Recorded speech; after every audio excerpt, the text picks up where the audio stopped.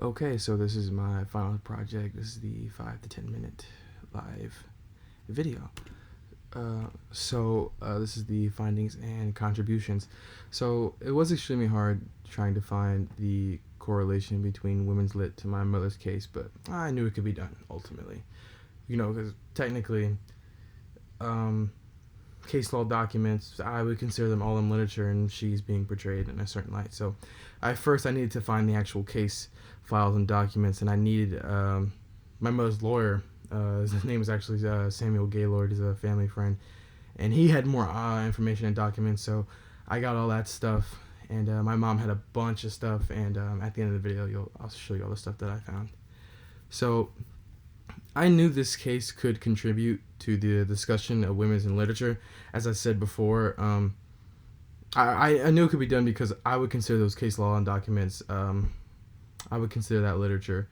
It is written, and it was by my mother, who is a woman.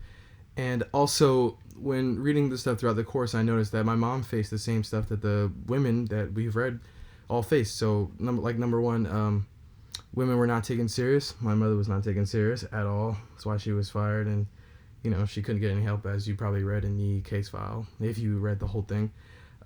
Two, being told how to feel about things. They didn't believe that her PTSD was, she didn't take it serious. And as I mentioned in the essay, in the New Yorker, a lot of women in hospitals, their pain is being downplayed, and women aren't taken serious at all. And that's why most women aren't given certain pain medications, from what I read. And yeah, they're just downplayed. And three, being told how to react to said feelings. My mother told me throughout the entire process, people told her how to react, how to feel a certain way, how to be a certain way. But as we learn, people all deal things differently, and it's sad that she wasn't. There was no one there to actually consult and to make her feel better, except my father and my grandmother, who was living with us at the time.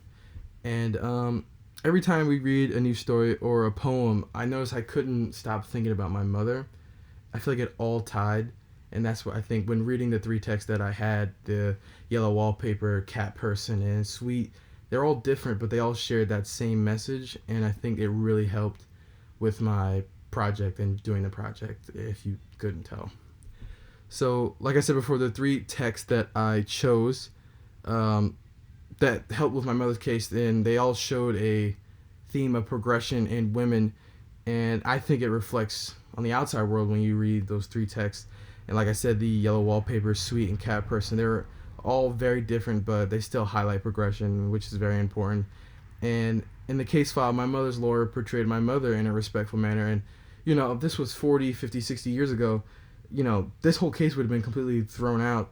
And my mother's, because my mother is a black woman to, start things off with to begin with. So they wouldn't have even thought about making this a case, and it wouldn't have been a big deal.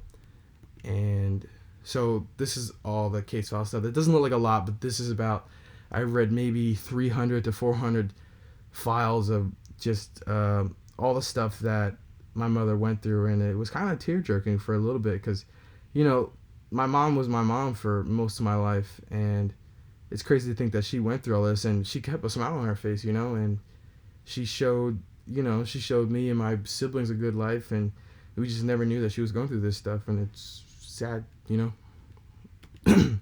So these are some of the sites that I use. You can go to TrentonNewJersey.org. That's if you could just find stuff dealing with the her state, and not her state, the state, kind of stuff that correlates with information on how New Jersey sourced these type of laws and stuff like that, and how it correlated with her stuff. And the case law, the second one is actually her actual case file, the entire thing. And if you want to go through that, you could.